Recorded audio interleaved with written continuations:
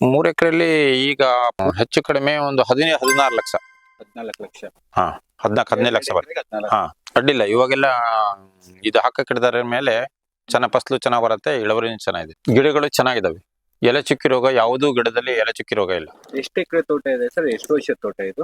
ನಮ್ದು ಈಗ ಇದು ಒಂದು 6-7 ವರ್ಷ 8 ವರ್ಷ ಆಯ್ತು ತೋಟಕ್ಕೆ.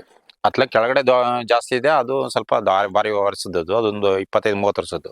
ಇದೆಲ್ಲ ಏನು 7-8 ವರ್ಷ 9 ವರ್ಷ ಅಷ್ಟೇ. 8 ವರ್ಷ. ಹ್ಮ್. ಎಷ್ಟು ಎಕರೆ ಇದೆ ಸರ್ ಇದು? ನಮ್ದು 3 ಎಕರೆ ಇದೆ. ಎಷ್ಟು ಇಳುವರಿ ಬರುತ್ತೆ ಸರ್? ಎಕರೆಗೆ ಒಂದು 14-15 ಕ್ವಿಂಟಲ್. ಕ್ವಿಂಟಲ್? ಹಾ, 15 ಕ್ವಿಂಟಲ್ 1 ಎಕರೆ. ಹಾ, ಒಣಕು ಒಣಗಿ ಒಣಗಿ ಹಸಿ. 15 ಕ್ವಿಂಟಲ್. ಹಾ, ಹಸಿ ಅಲ್ಲ, ಒಣಗಿ. ಎಷ್ಟು ಆದಾಯ ಬರುತ್ತೆ ಸರ್ ಒಂದು ಎಕರೆಯಲ್ಲಿ? 3 ಎಕರೆಯಲ್ಲಿ 3 ಎಕರೆಯಲ್ಲಿ ಈಗ ಹೆಚ್ಚು ಕಡಿಮೆ ಒಂದು 16 ಲಕ್ಷ. 14 ಲಕ್ಷ. ಹಾ, 15 ಲಕ್ಷ ಬರುತ್ತೆ. 14. ಹಾ, ಅಡ್ಡಿಲ್ಲ. ಇವಾಗೆಲ್ಲ ಇದು ಹಾಕಿಡಿದಾರ ಮೇಲೆ ಚೆನ್ನಾಗಿ ಫಸಲು ಚೆನ್ನಾಗಿ ಬರುತ್ತೆ, ಇಳುವರಿ ಚೆನ್ನಾಗಿದೆ, ಗಿಡಗಳು ಚೆನ್ನಾಗಿದಾವೆ. ಎಲೆ ಚುಕ್ಕಿ ರೋಗ ಯಾವುದೂ ಗಿಡದಲ್ಲಿ ಎಲೆ ಚುಕ್ಕಿ ರೋಗ ಇಲ್ಲ.